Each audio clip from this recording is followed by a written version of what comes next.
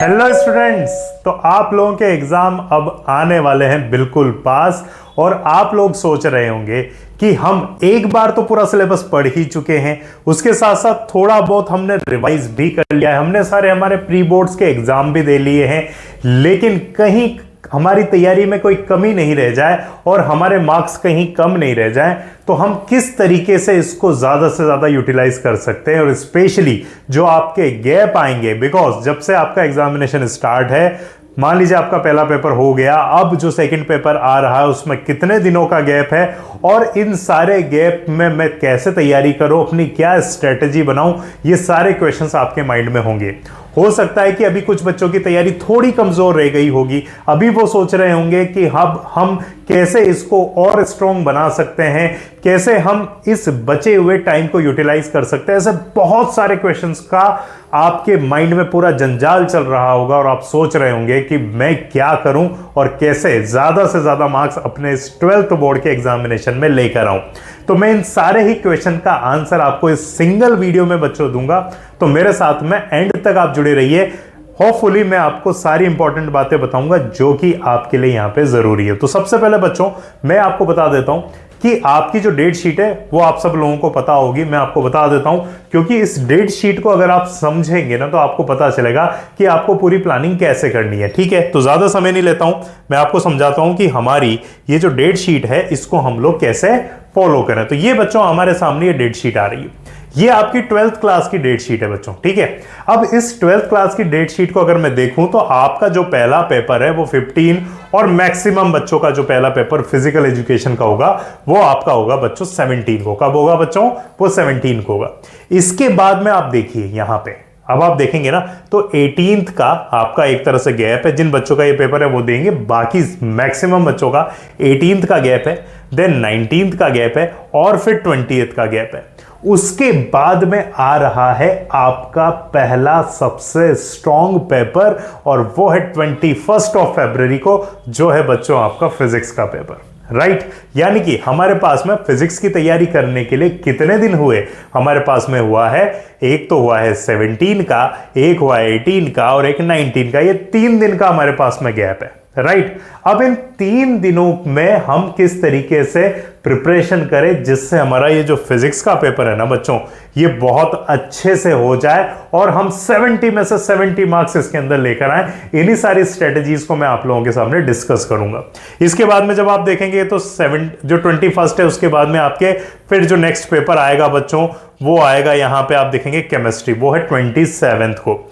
इसके बाद में बच्चों अगर आप देखेंगे यहां पे तो आपका जो नेक्स्ट पेपर आने जा रहा है वो मैथमेटिक्स का पेपर आएगा, वो है 8 मार्च को। नेक्स्ट जो आपका पेपर है वो बच्चों कब है? 8 मार्च को आपका पेपर है। उसके बाद में फिर आपका 11 मार्च को आपका इंग्लिश का पेपर आ जाएगा और फिर उसके बाद में हिंदी का पेपर आ जाएगा 15 मार्च को। और भी आपके अगर बचे हुए पेपर हैं तो बाकी बची डेट्स को होंगे। लेकिन अब आपको क्या करना है, अब इस डेट शीट के बाद में आपको अपने जो भी गैप हैं हर एक एग्जाम के, उसमें डे वाइज, और मैं डे वाइज में भी कहूंगा कि 2 घंटे 3 घंटे के हिसाब से आप पूरी प्लानिंग बना लीजिए। और ये प्लानिंग केवल माइंड में नहीं होगी, अब आपको पेन पेपर लेकर बैठना होगा और उसके साथ में अपना पूरा का पूरा प्लान चार्ट उसमें बनाना होगा, क्योंकि जब आप इस चार्ट को फॉलो करेंगे ना तभी आपके मैक्सिमम यूटिलाइजेशन होगा इन पूरे टाइम पीरियड का और आप ज्यादा से ज्यादा मार्क्स लेकर आएंगे।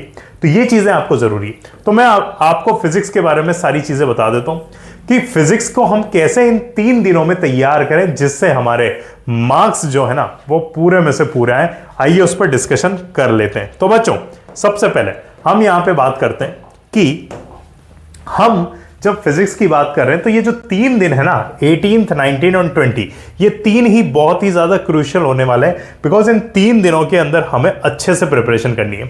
अब मैं अगर अपने पूरे सिलेबस का एनालिसिस करूं तो मुझे क्या मिलता है? मुझे बच्चों जो चीज इसके अंदर मिलती है पूरे फिजिक्स के पेपर के एनालिसिस में, मुझे ये मिलती है कि जो सबसे ज्यादा वेटेज है ना हमारे पूरे सिलेबस का, यानी कि जो टोटल आपके 70 मार्क्स का पेपर है उसके अंदर जो सबसे ज्यादा वेटेज लेकर चल रहा है वो चैप्टर है आपका रे ऑप्टिक्स। कौन सा है वो? Ray optics.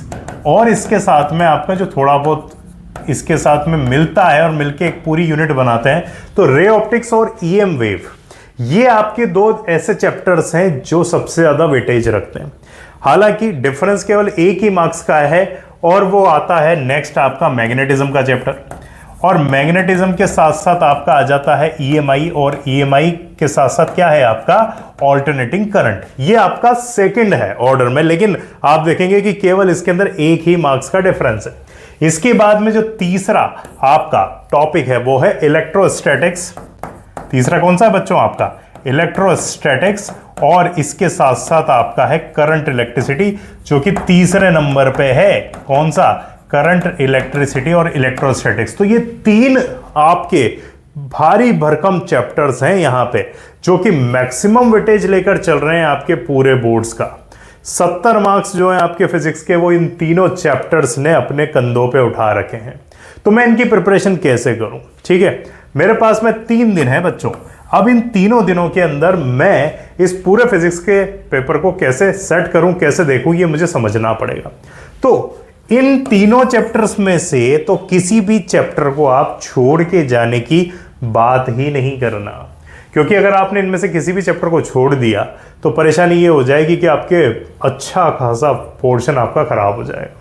मान लीजिए आपका प्रिपेयर है, आपने अच्छे से रिवाइज भी कर लिया था, लेकिन अब आपका मन नहीं कर रहा, आप सोच रहे हैं कि मैं उन टॉपिक्स को पढ़ लूं जिसको मुझे अच्छे से मैंने प्रिपेयर नहीं किया है। अगर उसमें अपना टाइम वेस्ट करोगे तो आपका काम खराब हो जाएगा। नहीं, आपको क्या करना है, पहले इनको अच्छे से प्रिपेयर कर लेना, और ऐसा ही आपको सब सब्जेक्ट में बना लेनी है कि मेरा मैक्सिमम वेटेज क्या लेके चल रहे हैं, कौन से ऐसे टॉपिक है जो सबसे ज्यादा वेटेज वाले हैं, मैं उनको अच्छे से प्रिपरेशन करूं। कोई 18 मार्क्स का है, कोई 17 मार्क्स का है, कोई 16 मार्क्स का है, तो मेरे लिए बहुत ज्यादा इंपॉर्टेंट रोल प्ले कर रहे हैं बिकॉज ये मैक्सिमम वेटेज लेके चल रहे हैं। तो ऐसे ही मुझे सारे सब्जेक्ट्स में अपने इंपॉर्टेंट टॉपिक्स को निकाल लेना है और उनको अच्छे से रिवाइज करना है, उसके पूरे नोट्स बनाने हैं। नोट्स जो आप बना चुके हैं उनको रिवाइज करना है, क्विक नोट्स आपको बनाने, छोटे छोटे नोट्स बनाने हैं, और बाद में इनके फॉर्मूलेज को आपको रिवाइज करना है। जितने भी डेरिवेशन दे रखे हैं उनको बार बार देख लेना है, जो बड़े बड़े डेरिवेशन है उनकी प्रैक्टिस कर लेना है ताकि आपके ज्यादा से ज्यादा मार्क्स आ सकें। पीवाईक्यूज को करना मत भूलिएगा, मैं अभी भी बार बार कह रहा हूं, मैंने पहले भी अपने वीडियो में आपको ये वाली बात समझाई थी कि आपको पीवाईक्यूज नहीं छोड़ने हैं। प्रीवियस ईयर के पेपर से आपको बहुत सारी चीजें देखने को मिलती हैं। तो हम लोग अब डे वाइज अगर मैं स्ट्रेटेजी बताता हूं आपको कि हम कैसे करेंगे, तो सबसे पहले मैं 18 से शुरू कर रहा हूं। ऑल दो आप 17 को भी पढ़ेंगे, आप पेपर देने के बाद में भी आपके पास में आधा दिन होगा जिसके अंदर आप पढ़ाई करेंगे, लेकिन मैं फिर भी 18 से मैं शुरू कर रहा हूं। तो 18th वाले दिन हमें क्या करना है? 18th डे वाले दिन हमें बच्चों सबसे पहले रे ऑप्टिक्स और ईएम वेव, ये दो टॉपिक्स हैं जिनको हमें अच्छे से प्रिपेयर कर लेना है। ये हमारा पहला 18वें दिन का प्लान होगा जिसमें हम लोग इस टॉपिक को पढ़ेंगे, और इसके जितने भी पीवाईक्यूज हैं हमें उसको अच्छे से कर लेना है। हमारा काम क्या होगा, सबसे पहले हम पूरा इसका थ्योरी पढ़ेंगे, जितने इसमें बीच बीच में कॉन्सेप्ट्स आ रहे हैं, डेरिवेशंस आ रहे हैं, उनको हमें प्रैक्टिस करनी है। इससे रिलेटेड जितने भी न्यूमेरिकल्स आ रहे हैं उसको प्रैक्टिस करनी है। हमारे नोट्स को अच्छे से पढ़ना है जो हमने बना रखे हैं, और उसके बाद में हम पीवाईक्यूज देखेंगे। यही हर एक चैप्टर को पढ़ने का हमारा प्लान होना चाहिए। तो उस दिन हमारा टारगेट होगा कि हम इस यूनिट को अच्छे से कंप्लीट कर लें। पूरा दिन भर नहीं करना है बिकॉज हमें थोड़ा समय हमें बचाना होगा, ताकि हम जो हमारे कम वेटेज वाले चैप्टर्स हैं, जैसे हमारा जो रेडिएशन वाला चैप्टर है, ठीक है, और एटम्स और हमारे न्यूक्लियाई वाला जो चैप्टर्स है, इसके साथ साथ हमारा जो सेमीकंडक्टर फिजिक्स वाला चैप्टर है उसको भी थोड़ा थोड़ा उसका एटलीस्ट हमें कुछ ना कुछ पार्ट पढ़ लेना है, ताकि हमारे ऊपर बर्डन नहीं आए। बिकॉज हमारे को 18 ऐसा टाइम होता है जिसपे हमारे लिटिल प्रेशर होता है, जिसपे थोड़ा प्रेशर कम होता है, तो हमें उसको यूज करना है, राइट। इसके बाद में जब आप 19th पे आएंगे तो 19th पे हमारा टारगेट होना चाहिए कि हम लोग मैग्नेटिज्म और ईएमआई इन दोनों चैप्टर्स को, और अगर आपको लगता है कि नहीं सर मुझे इससे पहले ये पढ़ना है, तो आप चाहें तो 19th को इलेक्ट्रोस्टैटिक्स और करंट इलेक्ट्रिसिटी को भी पढ़ सकते हैं। आप इस चैप्टर को प्रिपेयर कर लीजिए, जितने भी आपके डेरिवेशंस हैं, जितनी भी इसकी थ्योरीज हैं, इसके पूरे नोट्स पढ़ लीजिए, इससे रिलेटेड क्वेश्चंस कर लीजिए, प्रैक्टिस कर लीजिए और पीवाईक्यूज को लगा लीजिए। इसके बाद में जब आप इसको कंप्लीट कर लेंगे तो कंप्लीट करने के बाद में कुछ कुछ थ्योरी पार्ट आपको मैग्नेटिज्म और ईएमआई का भी कब पढ़ना है, 19 को पढ़ लेना है। इसके बाद में जब आप 20th को आएंगे, बिकॉज ये आपका बहुत इंपॉर्टेंट है। अभी आपने क्या कर लिया है, सारे चैप्टर्स जितने भी आपके उनका कुछ कुछ पार्ट अच्छे से पढ़ लिया है। अब आप 20th को सुबह जल्दी उठेंगे और सबसे पहले जो मैग्नेटिज्म और ईएमआई का बाकी बचा हुआ फ्लो है वो कंप्लीट करेंगे। हमें प्रैक्टिस करनी है, हमें नोट्स पढ़ने हैं, हमें डेरिवेशंस की प्रैक्टिस करनी है, हमें न्यूमेरिकल्स की प्रैक्टिस करनी है, हमें पीवाईक्यूज लगा लेने हैं। तो एक बार हमारा टारगेट ये है कि 20th को सुबह 10 बजे तक हम लोग हमारा पूरा सिलेबस एक बार कंप्लीट रिवाइज कर चुके हों। इसके बाद में अब हमारा नेक्स्ट टारगेट क्या होगा, अब हमारा नेक्स्ट टारगेट होगा कि हमें कम से कम 10 बजे के बाद में कोशिश कीजिए कि आप 10:30 बजे बैठ जाएं वापस और 10:30 बजे हम सैंपल पेपर को लगाएं। सैंपल पेपर किसका, फिजिक्स का सैंपल पेपर लगाएं। सैंपल पेपर कम से कम हमें 2 लगाने हैं, ध्यान रखिए हमें 2 सैंपल पेपर्स लगाने हैं ताकि हमें यह आइडिया हो जाए और वो सैंपल पेपर कहीं पर सोल्ड हो तो ज्यादा अच्छा, ताकि हमें दिक्कत ना आए। हम थोड़ा थोड़ा लिखते हुए चलेंगे, शॉर्ट में लिखते चलेंगे क्योंकि हम प्रैक्टिस पहले भी कर चुके हैं। हमें 3 घंटे बैठ के कम से कम 3 घंटे बैठ के बच्चों हमें कम से कम 2 हमारे सैंपल पेपर्स क्लियर कर लेने हैं, उनको पढ़ लेना है। पढ़ने के बाद में अब आपको आइडिया हो जाएगा कि कहां कहां आपकी वीकनेस रह गई है, किन किन चैप्टर्स के किन किन टॉपिक्स के अंदर अब आप परेशानी अभी भी फील कर रहे हैं, उनको वापस से रिवाइज कीजिए। ये आप देखेंगे जब आप सैंपल पेपर लगाएंगे तब आपको आइडिया होगा कि हाँ ये टॉपिक मेरा छूट गया था या ये डेरिवेशन मैंने प्रैक्टिस तो कर लिया था लेकिन अभी भी मैं उसको अच्छे से नहीं कर पा रहा हूं। तो मुझे क्या करना है, उन सैंपल पेपर्स को लगा लेना है। शाम को 5 बजे तक हम लोग इस काम को कंप्लीट करेंगे। सैंपल पेपर कंप्लीट हो गया, उससे रिलेटेड जो जो हमारी वीकनेसेस है उनको क्लियर कर लिया। फिर शाम को हम लोग क्या करेंगे, 5 बजे के बाद वाले टाइम पीरियड के अंदर हमारे पूरा जितना भी सिलेबस है उसको वापस से एक बार देखेंगे तो उसमें क्या मिलेगा हमें कि हमें छोटे छोटे जितने भी फॉर्मूलेज हैं उनको पढ़ना है। एक बार उसको पूरी नजर के सामने से पूरे सिलेबस को निकाल लेना है और टाइमली रात को जल्दी सो जाना है, परेशान नहीं होना है, कॉन्फिडेंस बना लेना है। मोटिवेशनल कुछ चीजें माइंड में सोचिए, थोड़ा बहुत अपने माइंड को रिलैक्स कीजिए और रिलैक्स करके फिर आप आगे बढ़ेंगे तो आपको पता चलेगा कि आपको यहां पे कोई भी किसी तरीके की परेशानी नहीं हुई है बच्चों। ठीक है, आपको मेरी बात होपफुली समझ में आ रही होगी। और अब आपको जल्दी सोना है रात को, ऐसा नहीं है कि हम लेट नाइट तक पढ़ रहे हैं। अगर हम ऐसा करेंगे तो अगले दिन हम अच्छे से परफॉर्म नहीं कर पाएंगे बच्चों। इस बात का आप लोगों को अच्छे से यहां पे ध्यान रखना है। होपफुली तीनों दिन का प्लान आपके सामने आ गया। अब मेरी तरफ से कुछ आपको मैं दे रहा हूं चीजें, ठीक है, आप इनको लेकर जाइए और सोचिए कि आपको आपकी प्रिपरेशन की प्लानिंग कैसे करनी है। जैसे मैं जब सैंपल पेपर्स देख रहा हूं ना, अलग अलग बॉडीज के मैंने सैंपल पेपर्स देखे हैं, मैंने बहुत सारी बुक्स अभी देखी हैं, मैंने प्रीवियस ईयर का भी एक ट्रेंड निकाला है, उसके साथ साथ मुझे कुछ चीजें समझ में आ रही हैं जो मुझे लग रहा है कि इससे रिलेटेड कुछ ना कुछ क्वेश्चंस बनेंगे। जैसे जब मैं हमारे मल्टीपल चॉइस क्वेश्चंस को देख रहा हूं तो उसके अंदर मुझे दिख रहा है कि करंट इलेक्ट्रिसिटी के अंदर जो हमारा इलेक्ट्रोस्टैटिक्स के अंदर पोटेंशियल डिफरेंस और इलेक्ट्रिक फील्ड से रिलेशनशिप वाले जो क्वेश्चंस है ना वो ज्यादा दिख रहे हैं मुझे यहाँ पे। इसके साथ साथ मैं अगर कुछ चीजों को यहाँ पर देख रहा हूं बच्चों तो मुझे ये समझ में आ रहा है कि 4 से 5 क्वेश्चन आपके इलेक्ट्रिसिटी वाले चैप्टर से मिल जाते हैं इसके अंदर जो एमसीक्यू होते हैं।